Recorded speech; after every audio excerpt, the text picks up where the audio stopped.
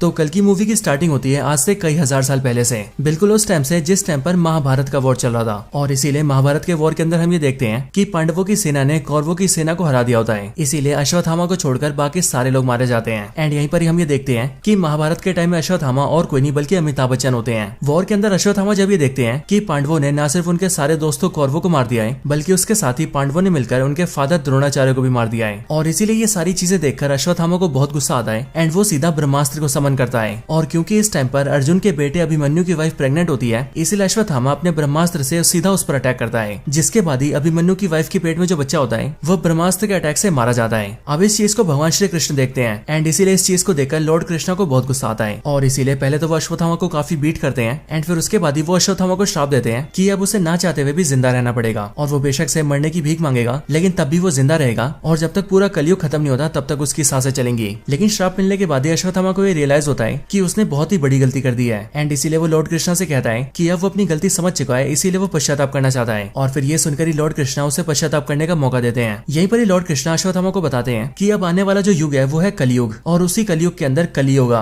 जो कि एक बहुत ही पावरफुल डीमन होगा और वो दुनिया को बर्बाद करके रख देगा। लेकिन फिर उसी को मारने के लिए भगवान श्री कृष्ण जन्म लेंगे, वो भी कल्कि अवतार के अंदर। लेकिन हाँ, जब कल्कि अवतार जिस माता के जरिए जन्म ले रहे होंगे, कल्कि उसी माता को जन्म लेने से रोकेगा ताकि कल्कि का जन्म ना हो सके। और इसीलिए उसी टाइम पर अश्वत्थामा को उनकी मदद करनी होगी और ये मेक श्योर करना होगा कि कल्कि अवतार का जन्म हो। अब ये सब होने के बाद ही 6000 साल बीत जाते हैं और 6000 साल बीतने के बाद ही कहानी प्रेजेंट में आती है। कहानी के प्रेजेंट टाइम में आने के साथ ही हम ये देखते हैं कि महाभारत वॉर के खत्म होने के साथ ही कलयुग की शुरुआत हो गई थी। और इसीलिए इस कलयुग के अंदर जितने भी लोगों ने जन्म लिया है उन सभी लोगों ने खुद को काफी ज्यादा इवॉल्व किया, वो काफी ज्यादा डेवलप हुए और उन्होंने बहुत ही एडवांस टेक्नोलॉजी भी बना ली। और सिर्फ यही नहीं बल्कि अपने अपने बचाव के लिए उन सब ने काफी पावरफुल और एडवांस वेपन्स भी क्रिएट किए। लेकिन अब क्योंकि कलयुग के इंसानों के अंदर बहुत ज्यादा गुस्सा और नफरत है, इसीलिए अपने गुस्से और नफरत के चलते वो सब आपस में लड़ने लगे, जिसके रिजल्ट में उन सब के बीच वॉर छिड़ गई। एंड उन सारी वॉर्स के अंदर उन्होंने न सिर्फ एक दूसरे को मारा बल्कि एक दूसरे को मारने के साथ ही उन्होंने पूरी दुनिया को भी बर्बाद कर दिया। इसीलिए प्रेजेंट टाइम के अंदर हम ये देखते हैं कि अब पूरी दुनिया डिस्ट्रॉय हो चुकी है और इसीलिए पूरी दुनिया के अंदर सिर्फ एक ही ऐसा शहर है जो कि इस टाइम पर जीने लायक है, और उस शहर का नाम है काशी, जो कि इंडिया के अंदर है। इसके साथ ही यहीं पर हम ये भी जानते हैं कि असल में काशी दुनिया का पहला शहर भी है, यानी कि जब मानव सभ्यता बसना शुरू हुई थी तब उस टाइम पर काशी सबसे पहले बसाया गया था। यहाँ पर हमें पता लगता है कि काशी शहर को छोड़कर पूरी दुनिया के अंदर ऐसा कोई भी शहर नहीं है जो कि जीने लायक है, क्योंकि वो सारी जगहें बर्बाद हो चुकी है। हालांकि यहाँ पर हम ये भी जानते हैं कि काशी के अलावा एक और ऐसा शहर है जो कि जीने लायक है और उस शहर का नाम है शंबाला। लेकिन हाँ, मूवी के अंदर बहुत ही कम लोग ये जानते हैं कि शंबाला शहर कहाँ पर है। स्पेशली इसके बारे में सिर्फ वही लोग जानते हैं जो कि शंबाला में रहते हैं। अब मैं आप सबको इन रियलिटी बताऊं तो एक्चुअल रियलिटी के अंदर शंबाला नाम का कोई शहर नहीं है। लेकिन हाँ, अगर बुद्धिस्ट रिलीजन की माने तो बुद्धिस्ट लोग ऐसा मानते हैं कि शंबाला नाम का एक शहर एग्जिस्ट करता है और उनकी मान्यताओं के मुताबिक ये शहर हिमालयास के अंदर है, बट एक्चुअल में इसके बारे में कोई नहीं जानता है। और इसीलिए जिस तरह से इन रियलिटी शंबाला एग्जिस्ट करता है, ठीक उसी तरह से इसे मूवी में भी दिखाया गया है, क्योंकि मूवी में भी शंबाला शहर के बारे में कोई भी नहीं जानता है और ये भी एक छुपी हुई शहर है जिसका लोकेशन बहुत कम लोगों को पता है। अब काशी शहर के अंदर हम ये देखते हैं कि काशी के अंदर कई सारे लोग हैं और उन सब में से कुछ लोग अमीर हैं और बाकी सब लोग गरीब हैं, और इसीलिए जो भी लोग गरीब हैं उनकी जिंदगी बहुत बुरी है। इसके साथ ही काशी शहर के मिडिल एरिया के अंदर एक कॉम्प्लेक्स नाम की बहुत बड़ी जगह है जो कि देखने में एक उल्टे से ट्रायंगल जैसा दिखता है, लेकिन ये कॉम्प्लेक्स नाम का ऑब्जेक्ट काफी ज्यादा बड़ा है और इसके अंदर खाना, साफ पानी, साफ एयर, अच्छे कपड़े, अच्छे घर, पेड़ पौधे, साफ नदियाँ, साफ जंगल और इस तरह की सारी चीजें हैं। एंड इसीलिए जो भी अमीर लोग हैं वो सब लोग इसके अंदर रहते हैं। हालांकि इस कॉम्प्लेक्स को काफी सिस्टमेटिकली तरीके से चलाया जाता है और जो इस पूरे कॉम्प्लेक्स को रूल करता है उसे सुप्रीम कहा जाता है। पूरा नाम कहे तो सुप्रीम यास्किन। अब ये जो सुप्रीम यास्किन है ये ना सिर्फ पूरे कॉम्प्लेक्स को रूल करता है बल्कि इसके साथ ही सब कुछ को मैनेज करने के लिए इसके पास खुद की आर्मी भी है, जिस आर्मी के सोल्जर्स इसके कहने पर सारे काम करते हैं। और इन सारी आर्मी को मैनेज करने के लिए इसके पास एक कमांडर भी है जो कमांडर ही आर्मी को ऑर्डर्स देता है। इसके साथ ही हम ये भी जानते हैं कि पूरे कॉम्प्लेक्स से लेकर पूरे काशी शहर के अंदर कोई डॉलर या फिर रुपीस जैसी करेंसी नहीं चलती, बल्कि यहाँ पर जो चलता है उसे यूनिट्स कहते हैं और ये यूनिट्स ही यहाँ के पैसे के बराबर है। और इसीलिए जो भी रिच आदमी इस कॉम्प्लेक्स के अंदर रहना चाहता है उसे यहाँ पर आने के लिए 1 मिलियन यूनिट्स देने पड़ते हैं, यानी कि सिंपली 1 मिलियन यूनिट्स दीजिए और फिर उसके बाद से आप कॉम्प्लेक्स के अंदर रह सकते हैं। लेकिन 1 मिलियन यूनिट्स का मतलब है 10 लाख यूनिट्स, और इतने ज्यादा यूनिट्स किसी गरीब आदमी के पास नहीं है, इसीलिए उन सबको कॉम्प्लेक्स के बाहर रहना पड़ता है। लेकिन हाँ, वो सब भी कॉम्प्लेक्स के अंदर जाने का सपना जरूर देखते हैं। अब इसके बाद ही एंट्री होती है हमारी मूवी के मेन हीरो की, यानी कि रेबल स्टार प्रभास की,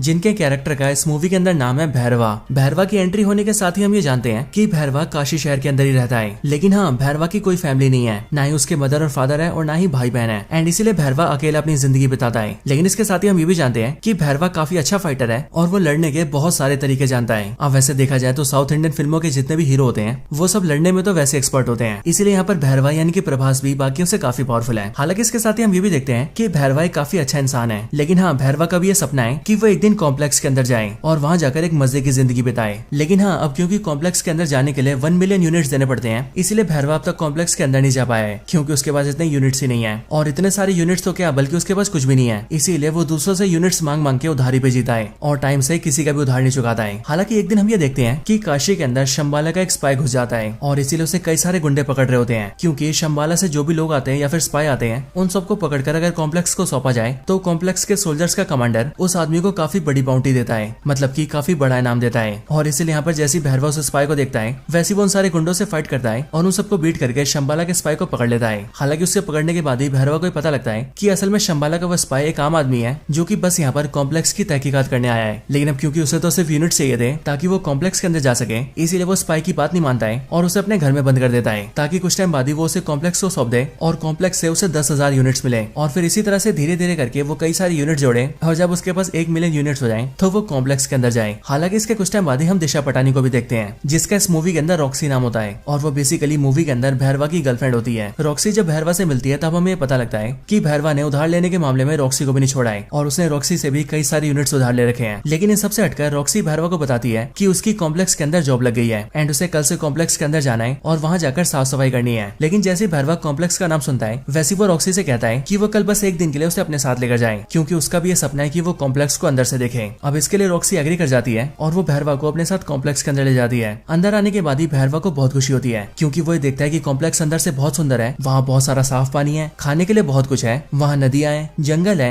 और इसी तरह की बहुत सारी सुंदर सुंदर चीजें हैं। एंड इसलिए ये सब देखकर भैरवा थोड़ा पागल हो जाता है और वो रॉक्सी के साथ मिलकर सब कुछ के मजे लेने लगता है। लेकिन हाँ, कुछ टाइम बाद ही वो सोल्जर्स के हाथों पकड़ा जाता है, जिस वजह से कॉम्प्लेक्स के सोल्जर्स भैरवा को बाहर निकाल देते हैं। लेकिन हाँ, जब भैरवा को कॉम्प्लेक्स से निकाल दिया जाता है तब उसका कॉम्प्लेक्स के अंदर जाने का और भी ज्यादा मन करने लगता है, क्योंकि उसने कॉम्प्लेक्स के अंदर का ट्रेलर जो देख लिया होता है। एंड इसीलिए भैरवा ये डिसाइड करता है कि वो जल्दी से जल्दी कॉम्प्लेक्स के अंदर जाकर ही रहेगा और कॉम्प्लेक्स के अंदर ही जिंदगी बिताएगा। अब इसके बाद ही सीन शिफ्ट होता है और हमें सीधा कॉम्प्लेक्स के अंदर का नजारा दिखता है। कॉम्प्लेक्स के अंदर हम एक बहुत बड़ी सी लैब को देखते हैं, जिस लैब के अंदर बहुत सारी लड़कियां होती हैं और कई सारे साइंटिस्ट होते हैं जो कि उन सब पर रिसर्च कर रहे होते हैं। लेकिन फिर इसके बाद ही हमें कॉम्प्लेक्स का सुप्रीम दिखता है, यानी कि सुप्रीम यास्किन। और फिर यहीं पर ही हमें पता लगता है कि सुप्रीम यास्किन ही एक्चुअल में कली है। बट यहाँ पर हम ये जानते हैं कि कली यानी कि सुप्रीम यास्किन बहुत ही बुरी हालत में होता है। उसकी बॉडी काफी दुबली पतली और कमजोर सी होती है एंड उसके अंदर पावर्स भी नहीं होती है। हालांकि यहीं पर मैं आप सबको बता दूं कि ये जो सुप्रीम यास्किन होता है यानी कि कली, ये एक्चुअल में एक्टर कमल हसन होते हैं, क्योंकि कमल हसन ने इस मूवी के अंदर सुप्रीम यास्किन की एक्टिंग की है। और वैसे यहाँ पर ज्यादा कंफ्यूजन ना हो उसके लिए हम कली को सुप्रीम यास्किन के नाम से नहीं बल्कि कली के नाम से बुलाएंगे। अब यहाँ पर हम ये देखते हैं कि कली बहुत बुरी हालत में होता है और इसीलिए उसे अपनी पावर्स वापस चाहिए होती है एंड वो खुद को फिर से ठीक करना चाहता है, या फिर यूं कहे वो खुद को पावरफुल करना चाहता है। इसके साथ ही हम ये भी जानते हैं कि कली एक्चुअल में ह्यूमंस से बहुत नफरत करता है, क्योंकि कली का ऐसा मानना है कि ह्यूमंस नेचर को डिस्ट्रॉय कर रहे हैं और इन 6000 सालों में जब से कलयुग चलता आ रहा है तब उन पूरे सालों के अंदर ह्यूमंस ने पूरी दुनिया को बर्बाद करके रख दिया है। इसीलिए ह्यूमन बींग्स को जीने का कोई अधिकार नहीं है एंड इसीलिए वो सारे के सारे ह्यूमंस को खत्म कर देना चाहता है। लेकिन उससे पहले वो खुद को पावरफुल करना चाहता है। लेकिन खुद को ठीक करने के लिए और बहुत ज्यादा पावरफुल बनने के लिए कली को एक सीरम की जरूरत है, जो सीरम एक प्रेग्नेंट वुमेन के पेट से निकल सकता है, यानी कि ऐसे वुमेन के पेट से जिसके पेट के अंदर चाइल्ड हो। और इसके लिए कली ने एक बहुत बड़ी लैब बना रखी है एंड उस लैब में काम करने के लिए उसके पास सारे टॉप साइंटिस्ट हैं और कली के पास जितने भी सोल्जर्स हैं वो उनकी मदद से बहुत सारी लड़कियों को पकड़ के लाता है और उन सबको अपनी लैब के अंदर कैद करके रखता है। और फिर उसके बाद ही कली उन सारी लड़कियों के अंदर सीडिंग करता है, जो कि बेसिकली एक साइंटिफिक एक्सपेरिमेंट है जिसके जरिए वो लड़कियों को प्रेग्नेंट करता है। लेकिन यहाँ पर वो नॉर्मली प्रेग्नेंट नहीं करता है, बल्कि वो सीडिंग करने के लिए किसी स्पेशल मेथड का यूज करता है और सीडिंग में कुछ स्पेशल मिलाता भी है, जिसके बाद लड़कियां प्रेग्नेंट होने लगती हैं। हालांकि यहाँ पर हम ये भी देखते हैं कि यहाँ पर जितनी भी लड़कियों के ऊपर सीडिंग की जाती है उनमें से सारी की सारी लड़कियां प्रेग्नेंट नहीं होती हैं। इसीलिए जो भी प्रेग्नेंट होती हैं उन सबको अलग जगह रखा जाता है एंड उन्हें रहने के लिए और खाने पीने के लिए सब कुछ बहुत ही बढ़िया दिया जाता है। लेकिन जो भी लड़कियां सीडिंग के बाद भी प्रेग्नेंट नहीं हो पाती उन सबको लैब के अंदर स्लेव बनाया जाता है, यानी कि गुलाम। और फिर वही सारी स्लेव लड़कियां सभी प्रेग्नेंट हुई लड़कियों की सेवा करती हैं और जो भी उन्हें हेल्प चाहिए होती है वो सारी हेल्प भी करती हैं। हालांकि यहीं पर हम ये भी जानते हैं कि कली को जिस सीरम की जरूरत है वो सीरम उसी प्रेग्नेंट लड़की के पेट से निकल सकता है जो कि 121 डेज से ज्यादा टाइम से प्रेग्नेंट हो, यानी कि वो कम से कम 4 महीने के प्रेग्नेंट हो। लेकिन यहाँ पर हम ये देखते हैं कि कली की सीडिंग की वजह से यहाँ लैब में जितनी भी लड़कियों को प्रेग्नेंट किया जाता है वो सभी लड़कियां 90 या फिर 91 डेज से ज्यादा जी नहीं पाती हैं, मतलब कि उन सबकी 3 महीने में ही मौत होने लगती है।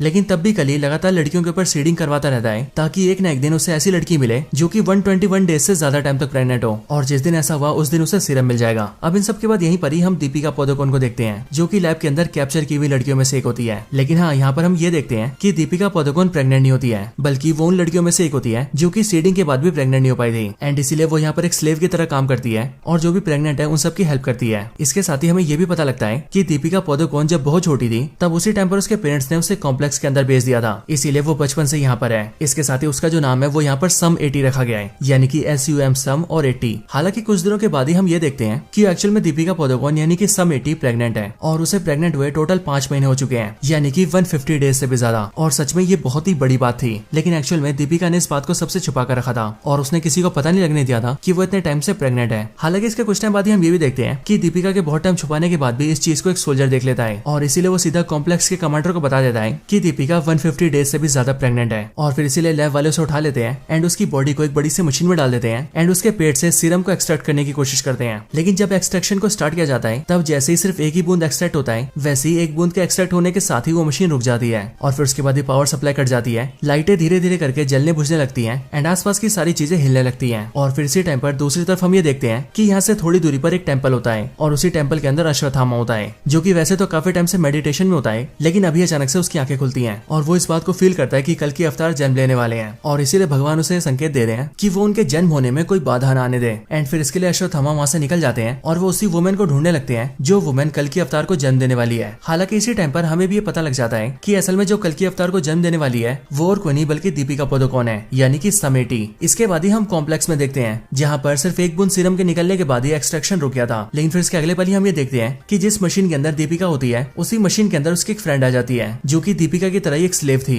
और वो दीपिका को वहाँ से निकाल लेती है एंड वो एक खुफिया रास्ते से होते हुए काफी नीचे आ जाती है। वहाँ पर आने के बाद ही वो दीपिका को बताती है कि वो असल में शंबाला की एक स्पाई है एंड वो पिछले 2 सालों से कॉम्प्लेक्स के अंदर है और यहाँ आकर वो सारी इन्फॉर्मेशन इकट्ठा कर रही है ताकि वो इन सब के बारे में शंबाला शहर के अंदर बता सके। नीचे लाने के बाद ही वो दीपिका को गेट के पास ले आती है और वो दीपिका को बताती है कि यहाँ पर एक खुफिया गेट है जहाँ से वो लोग कॉम्प्लेक्स से बाहर निकल सकते हैं। इसके साथ ही वो ये भी बताती है कि उसने अपने कुछ दोस्तों को सिग्नल देकर वहाँ पर बुला लिया है और इसलिए वो ये चाहती है कि दीपिका वहाँ से निकल जाए, जिसके बाद उसके दोस्त उसे सीधा शंबाला ले जाएंगे और वहाँ पर वो सुरक्षित रहेगी। हालांकि दीपिका उससे ये पूछती है कि वो आखिर ये सब क्यों कर रही है, जिस पर वो दीपिका को बताती है कि असल में शंबाला एक काफी पवित्र शहर है एंड वहाँ पर हम सबका ये मानना है कि एक औरत भगवान को जन्म देगी, यानी कि कल की अवतार को, जिसके बाद ही वो कल की अवतार सारे इंसानों का भला करेंगे। और इसी उम्मीद पर हमारा पूरा शंबाला शहर जी रहा है एंड मुझे ऐसा लगता है कि तुम ही वो औरत हो जो कि भगवान को जन्म देने वाली है, इसीलिए मेरा कर्तव्य है कि मैं तुम्हारी जान बचाऊं। इसके बाद ही वो दीपिका से कहती है कि वो यहाँ से बाहर निकल जाए और उसके पीछे सोल्जर्स ना आए, इसीलिए उन्हें रोकने के लिए वो यहाँ पर रुकेगी। ये सुनकर दीपिका वहाँ से बाहर आ जाती है और बाहर आने के बाद ही वो ये देखती है कि उसके सामने शंबाला के 3 और एजेंट्स होते हैं जो कि दीपिका को ले जाने के लिए एक बड़ी सी गाड़ी लेकर आए होते हैं। वो तीनों जल्दी से दीपिका को बिठाते हैं और उसे लेकर वहाँ से निकल जाते हैं और जल्दी से जल्दी शंबाला पहुंचने की कोशिश करते हैं। हालांकि इसके बाद ही हम कॉम्प्लेक्स में ही देखते हैं कि कमांडर को ये पता लग जाता है कि सम 80 वहाँ से निकल चुकी है और इसीलिए वो अपने सारे सोल्जर्स को उसके पीछे लगाता है एंड सबसे ये कहता है कि वो उसे पकड़ कर लेकर आए। इसके साथ ही वो शहर के अंदर भी अनाउंस कर देता है कि जो भी सम 80 को पकड़ कर लाएगा उसे इनाम के तौर पर 5 मिलियन यूनिट्स मिलेंगे। एंड इसलिए यहाँ पर हम ये देखते हैं कि इस वाले ऑफर को भैरवा भी देखता है और इसीलिए वो ये सोचता है कि अगर उसने सम 80 को पकड़ लिया तो उसे 5 मिलियन यूनिट्स मिलेंगे एंड देन उसके बाद वो बड़े आराम से कॉम्प्लेक्स के अंदर जा पाएगा और इसलिए वो भी दीपिका की यानी कि सम 80 की तलाश में निकल जाता है। इधर जो 3 लोग दीपिका को शंबाला लेकर जा रहे थे हम उनके बारे में भी जानते हैं एंड यहाँ पर हमें पता लगता है कि इनके नाम वीरान और कायरा होते हैं एंड इन दोनों के साथ इनका एक और साथी होता है। और यहाँ पर हम ये भी देखते हैं कि यहाँ पर कायरा दीपिका से उसका नाम पूछती है, जिस पर वो उसे बताती है कि उसका नाम सम 80 है, पर फिर वो दीपिका से कहती है कि उसे उसका नाम सम 80 नहीं रखना चाहिए बल्कि इससे बढ़िया उसे उसका नाम सुमति रखना चाहिए। और फिर यहीं से हम ये देखते हैं कि दीपिका अपना नाम सम 80 नहीं बल्कि सुमति रख लेती है। हालांकि इसके कुछ टाइम बाद ही हम ये देखते हैं कि कॉम्प्लेक्स के सोल्जर इन्हें ढूंढ लेते हैं और इसीलिए वो लोग इन पर अटैक कर देते हैं और सुमति को वहाँ से ले जाने की कोशिश करते हैं। पर फिर उसी टाइम पर यहाँ पर एंट्री होती है अश्वत्थामा की, यानी कि अमिताभ बच्चन की, जो कि यहाँ पर जैसे आते हैं वैसे वो सारे सोल्जर्स को बीट कर देते हैं और इन सबको पेल पाल के वो सुमति को बचा लेते हैं। एंड वो सुमति से ये भी कहते हैं कि अब से वही उसकी हिफाजत करेंगे क्योंकि वो बहुत ही जल्दी भगवान को जन्म देने वाली है। हालांकि इसके कुछ टाइम बाद ही हम ये देखते हैं कि वहाँ पर भैरवा भी आ जाता है जिसने की सुमति को ढूंढ लिया होता है और इसीलिए यहाँ पर आने के बाद ही वो सुमति को ले जाने की कोशिश करता है, जिस वजह से भैरवा और अश्वत्थामा दोनों के बीच फाइट होती है। एंड इसी फाइट में अश्वत्थामा भैरवा को पटक देता है और उसे बुरी तरह से हरा देता है, जिसके बाद वो सब लोग सुमति को लेकर सीधा शंबाला निकल जाते हैं। इधर दूसरी साइड जैसी कमांडर को ये पता लगता है कि सोल्जर्स को सुमति मिली थी, वैसे वो अपने कई और सोल्जर्स के साथ मिलकर सीधा उसी जगह पर आ जाता है जहाँ पर भैरवा और अश्वत्थामा की फाइट हुई थी। लेकिन वहाँ पर आने के बाद ही वो देखता है कि वहाँ पर उसके सारे सोल्जर्स की लाशें पड़ी हैं। इसके साथ ही वहाँ पर भैरवा भी पड़ा हुआ है जो कि अश्वत्थामा से फाइट हार गया था।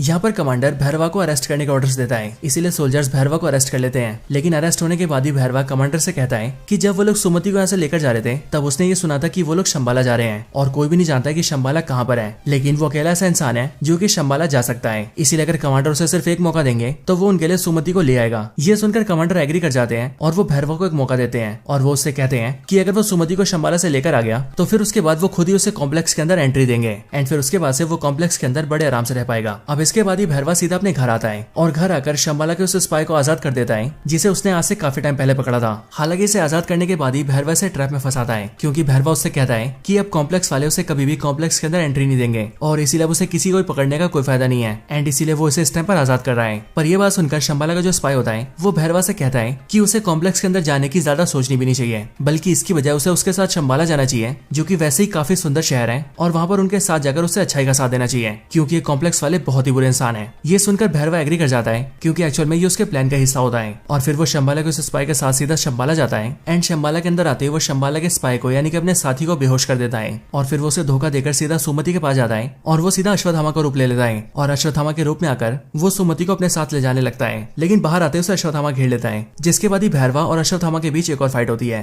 लेकिन अब क्योंकि भैरवा इस बार तैयारी करके आता है इसलिए वो अश्वत्थामा को काफी अच्छी टक्कर देता है। लेकिन इन दोनों के फाइट के दौरान ही हम ये देखते हैं कि शंबाला के पास कॉम्प्लेक्स का कमांडर अपने बहुत सारे सोल्जर्स के साथ आ जाता है और वो सीधा शंबाला पर अटैक करके अंदर घुस जाता है। जिसके बाद शंबाला के सारे सोल्जर्स भी इकट्ठा होते हैं और फिर शंबाला के सोल्जर्स और कॉम्प्लेक्स के सोल्जर्स दोनों के बीच फाइट होती है और यहाँ पर हम एक बहुत ही बड़ी वॉर को देखते हैं। लेकिन इस वॉर के अंदर कमांडर अपने सोल्जर्स के साथ मिलकर शंबाला के सारे सोल्जर्स को बहुत बुरी तरह से मार रहा होता है। इस टाइम पर ही हमें यह भी पता लगता है कि असल में अश्वत्थामा के हाथ में जो हथियार है वो एक्चुअल में उसका नहीं बल्कि कर्ण का हथियार है एंड इसीलिए यहाँ पर अश्वत्थामा के हाथ का जो हथियार होता है वो अचानक से गिरकर सीधा भैरवा के हाथ में आ जाता है। लेकिन जैसे वो भैरवा के हाथ में आता है वैसे वो हथियार चमकने लगता है और भैरवा की पावर्स भी बहुत ज्यादा बढ़ जाती है। और फिर सीधा यहाँ पर फ्लैशबैक आता है और फ्लैशबैक के जरिए हम ये जानते हैं कि असल में भैरवा ही महाभारत के टाइम का अर्जुन है और यहाँ पर उसकी अर्जुन वाली असली पावर्स जाग चुकी है। और फिर इसके लिए भैरवा कुछ टाइम के लिए अर्जुन बन जाता है और वो सीधा कमांडर के सारे सोल्जर से लड़ने लगता है एंड फिर वो सारे सोल्जर्स को मार देता है और एंड में वो कमांडर को भी मार देता है और फिर इस तरह से वो सुमति को बचा लेता है। लेकिन फिर जैसे वो अपना हथियार छोड़ता है वैसे हम ये देखते हैं कि वो एक बार फिर से भैरवा बन जाता है, यानी कि वही भैरवा जिसे कॉम्प्लेक्स के अंदर जाना है। और इसीलिए होश आते वो सीधा सुमति को उठाता है और उसे लेकर अपनी गाड़ी में बैठ जाता है और वहां से सीधा अपनी गाड़ी को फ्लाई करता है और शंबाला से निकल जाता है। इस टाइम पर अश्वत्थामा उसे रोकने की कोशिश करता है लेकिन वो भी भैरवा को रोकने में फेल हो जाता है और भैरवा सुमति को लेकर अपने साथ निकल जाता है। अब इसके बाद ही हमें सीधा कॉम्प्लेक्स का सीन दिखाया जाता है जहाँ पर हम कली को देखते हैं। अब आपको याद हो तो जिस टाइम पर सुमति का एक्सट्रैक्शन चल रहा था उस टाइम पर मशीन के बंद होने तक वहाँ पर एक बूंद सीरम को निकाल लिया गया था एंड इसलिए यहाँ पर हम ये देखते हैं कि उसी एक बूंद सीरम को सीधा कली के हाथ में दिया जाता है और फिर कली जैसी उसे लेता है वैसी सीरम के उस एक बूंद को वो अपनी बॉडी में डाल लेता है और जैसी वो एक बूंद सीरम कली की बॉडी में जाता है वैसे हम ये देखते हैं कि कली की दुबली पतली और कमजोर सी बॉडी बहुत ही पावरफुल और मस्कुलर हो जाती है और वो बहुत ज्यादा शक्तिशाली हो जाता है। और फिर इसके बाद ये कली डिसाइड करता है कि अब उसे बाकी का पूरा सीरम चाहिए और इसके लिए वो खुद ही सुमति को ढूंढेगा और उसके अंदर से सारा सीरम निकाल लेगा। और जब ऐसा होगा तब कली इतना ज्यादा पावरफुल हो जाएगा कि तब उसे रोकने वाला कोई भी नहीं होगा, यहाँ तक कि भगवान भी नहीं। हालांकि दोस्तों यहीं पर ये मूवी एंड हो जाती है और इसीलिए जब इस मूवी का नेक्स्ट पार्ट आएगा तभी हमें पता लगेगा कि इसकी आगे की स्टोरी में क्या होने वाला है।